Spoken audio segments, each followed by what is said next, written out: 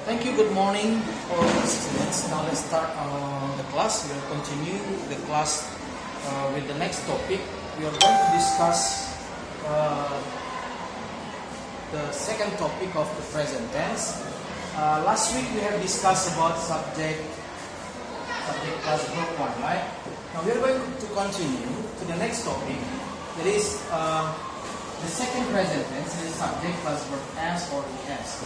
Now everyone, if you still remember the topic that we have discussed last week, that for the subjects, for the verb one or the real object, still remember, right? The real object is, the real verb is verb without s or es, without d or ed, without in, and changing form. Now we are going to continue the second one, that is the subject plus verb as or es. And if you still remember, the subject for this one is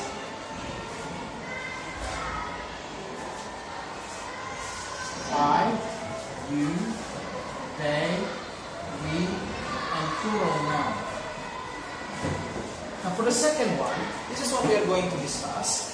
The subject in here is she, he, it, and singular noun. So, if the subject is I, you, they, we, plural noun, for the present tense, you are going to use verb. The verb must be original verb. What is the original verb? The verb without s or es, without d or ed, or without in, or without changing form, like go become when. Now, we're going to have a verb plus s or es. The subject will be different. We're not going to use this subject anymore. We're going to use this subject. She, he, it, and singular noun.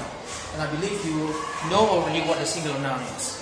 Now let's see how we are going to make a sentence by using this kind of form.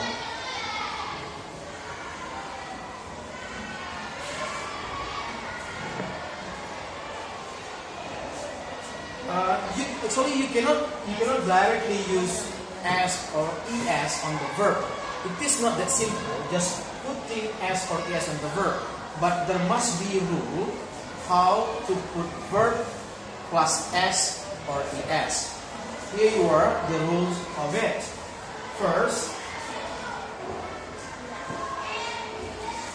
if the verb ended with the alphabet s or s, sh, ch, x, o, and z. If the subject is she or he or it or singular noun, and the ending alphabet of the verb is s, sh, ch, x, o, and z, then at the end of the verb, it should be plus es. Let's see, for example, class become classes, wash become washes, ch, teach, teaches, x, fix become fixes, o, let go become goes, z, buzz become buzzes. Okay, so this is the first rule. If the verb ended with the alphabet as, sh, ch, x, o, or z, then at the end the verb should be added the s for the sentence, especially for the sentence with the subject she, he, it, or singular noun. Let's see the example of the sentence.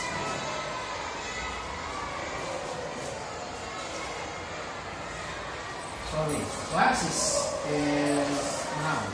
We are talking about verb. Let's see kids. If you still remember how we add S or ES on the noun, the rule is almost the same like the one. First, let's see the example.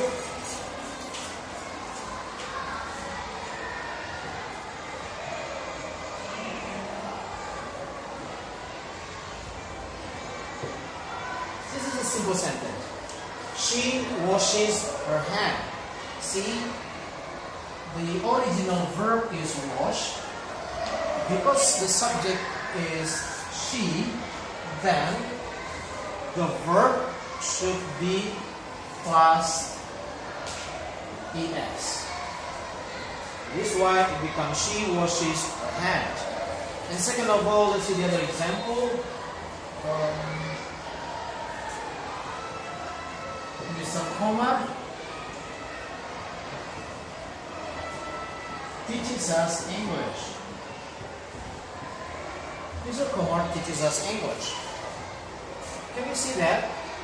Mr. Komar is only one. That is why we can categorize Mr. Komar as singular noun. Mr. Komar teach, the original verb is teach. Because the subject is singular, then the verb should be plus es. Is that clear? Okay. Now let's continue to the second rule. This is the first rule. Remember, if the verb ended by s, sh, ch, x, o, and z, then it must be plus the s. Now let's continue to the second one. The second rule.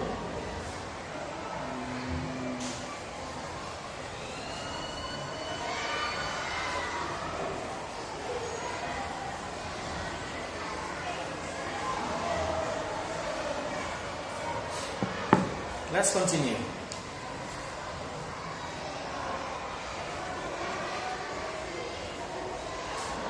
The second rule, this is rule number 2. Like in the noun, if the verb ended by y, remember the verb ended by y, and before y there is a consonant in there, so we have to change I with a y with I.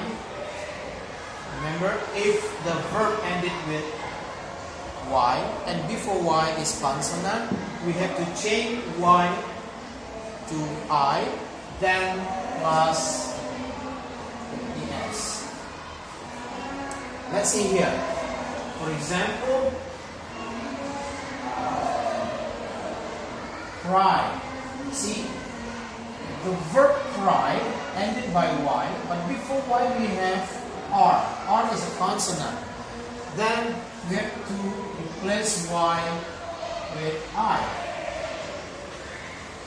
Cry, and then plus es. Cry become cries. Next, try become tries. Fry become fries. Fly become flies. See, like in the example of the sentence, the baby cries aloud. The baby cries aloud. Why we use cries? Because the baby is only one. If we use the babies, meaning it is plural, because the baby is only one, that is why the verb should be plus es. And second of all, for example, she tries to open the box. She tries to open the box. My mom fries banana today. Okay? This is the second rule. Now let's see to the next rule. What is the next rule?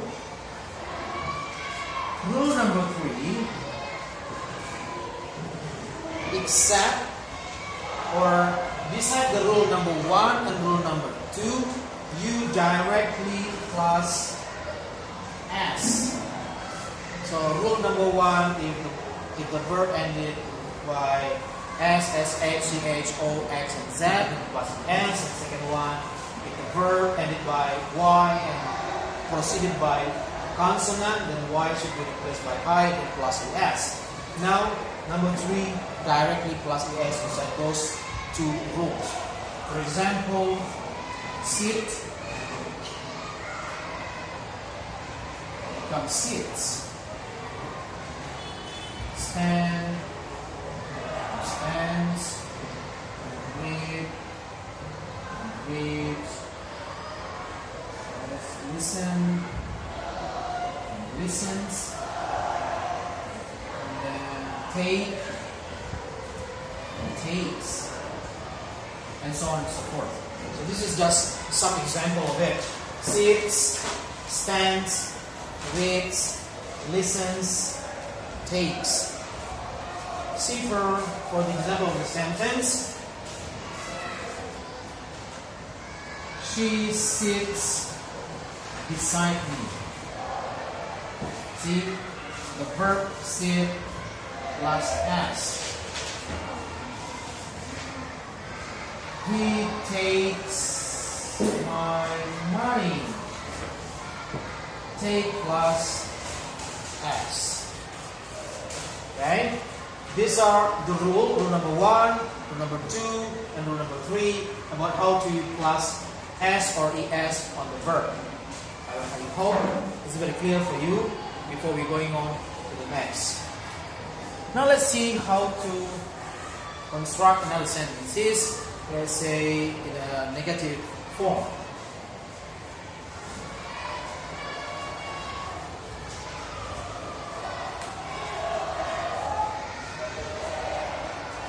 Here, if for the affirmative sentence, we have subject plus verb as or ES plus subject.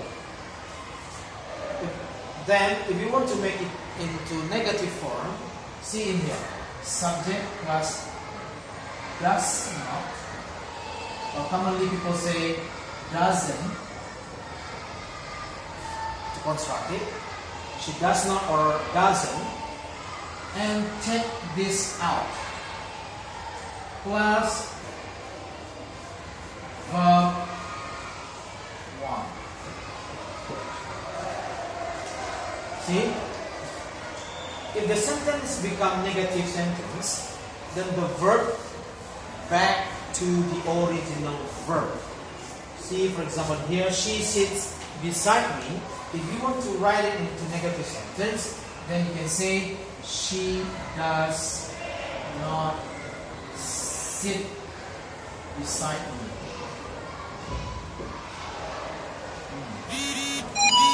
You see this? There is no S. Why? There is no S? Because we have used does not. Another example, he doesn't take my money. He doesn't take my money. Take without S. In here, take with S. But here, without S. Why? Because this sentence is a negative sentence. Clear? Let's move on.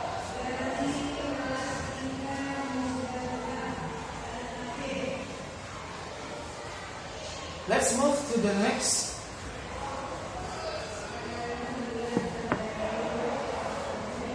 Number, if you want to make a question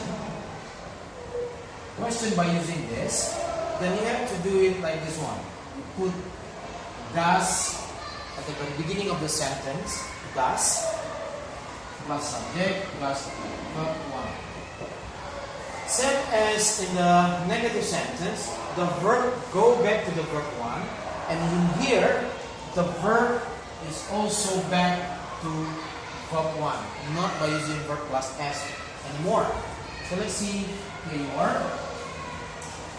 For example, does she sit beside you? Okay. The verb back to the original verb. Does she sit beside you?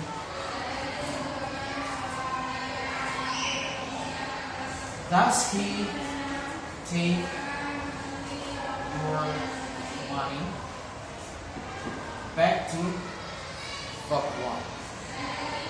So we already discussed all of this topic, starting from the very beginning, how to give or to put S or ES after the verb with the subject she, he, it in singular noun. And second of all, we have tried to make it into negative form and into question form.